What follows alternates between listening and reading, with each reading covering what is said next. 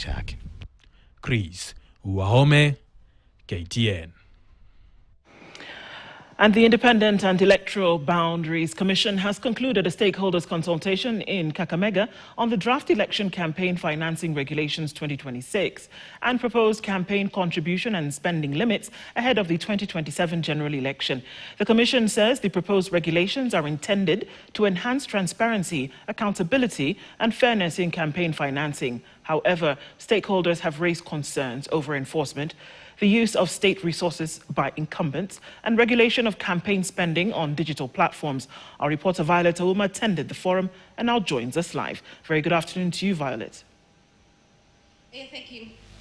Good afternoon. Thank you so much for coming to you live from Kakamega County. IEBC has just concluded a consultative meeting with stakeholders here in Kakamega County discussing on the draft of election campaign financing and regulations 2026.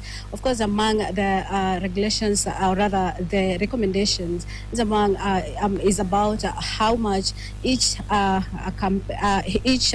participant in terms of the elections will be able to, the cap that has been put to be able to be used in the campaigns, among them being the president and as well as the other positions in the country. And of course, I'm here with some of the stakeholders, with the civil societies, and of course we had the IEBC officials who say that they will not be able to talk to the media today. But of course I have the civil societies who attended, and we'll be talking to them probably what they feel and the gaps that they feel that have been left out and the recommendations that they have given so far in the meeting. Maybe if you start with your name, please tell us the civil society that you represent, and from the meeting, what stood out for you and what are the gaps that you think needs to be undertaken by IEBC? Thank you. My name is Wanjala Eliud. I represent Shaboke Youth Organization in the Kakamega Civil Society. Now today we've had the engagement with the IEBC, and we've been told the limits at which an aspirant should spend from the MCA to the president.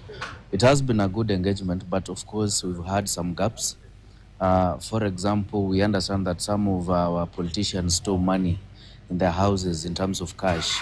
And we've been told today that IBC will be monitoring the accounts to ensure that you spend within the limit if the act is adopted.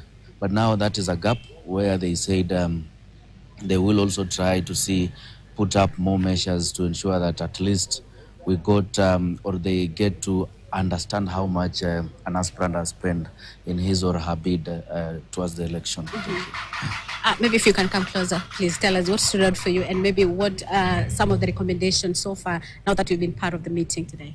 Okay, thank you so much. My name is Grace Akinyi, and what my highlight from the session that you've had is, first of all, the intentionality that is seen in the IEBC Commission in making sure that the elections that are coming is fair, and also everyone else has an equal chance to participate and vie for any position that they intend to, and also the enthusiasm in people and the entire generation, or rather the people who have been represented in keeping on check even those people who they are vying to represent us. I have, from the discussion that we have had, the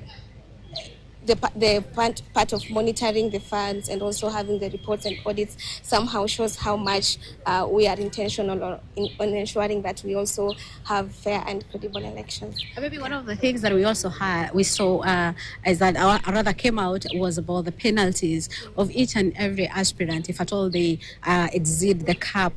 Do you think that is something that is possible, that IEBC will be able to pick it up?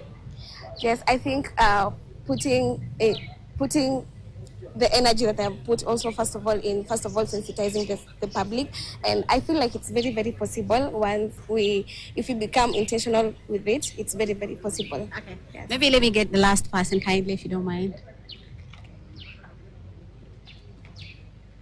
What are the highlights for today? My name is Okonda Samuel from the Coalition of Youth for Devolution. Today has been a wonderful session, and what is my highlight today is that IBC is taking this. I think this is the step in the right direction. That one, to ensure that the public also have their input on the elections campaign financing. What has stood out today is that I think the measures that to ensure even when we have in-kind contributions, then they're also followed up just to ensure that we also do not have illegal contributions to the campaign and all that. And then one of the gaps that we have noticed also as civil society organizations is that the persons with disability have not been clearly stated what are their caps, because the landscape is not the same, because we have issues of accessibility, we have other issues as well in this. So we hope that those gaps that have been identified are going to be well catered for. Okay, thank you so much. So those are some of the highlights of the event, or rather the meeting today, the stakeholders meeting with the IEBC and some of the stakeholders here in Kakamega County. But also key is that the IEBC has actually noted that we'll be having a fine of up to 2 million or imprisonment of about 5 years, if at all the aspirants will not be able to, or rather they will risk the records of, or rather the records that they will have to present or exceed the cap that have been set for each and every candidate. Also, with the issue of ensuring that they are able to monitor how much has been used by every candidate. Some of the issues that actually came out is how they will be able to monitor the social media engagement, not really engagement, but actually how much they will be using to do advertisement and social media campaigns. And it's also one of the things that they will say that they will also engage the Auditor General to ensure that probably they get to know, rather gauge how much has been used in social media campaigns and all that. But of course, it's something that, of course, we will be bringing up to speed all the viewers at TV47, KTN, what will be happening here in Kakamega County, and of course at the event that has just been concluded in our subsequent bulletins. Thank you very much for that update. Violet Auma is coming to us from Kakamega.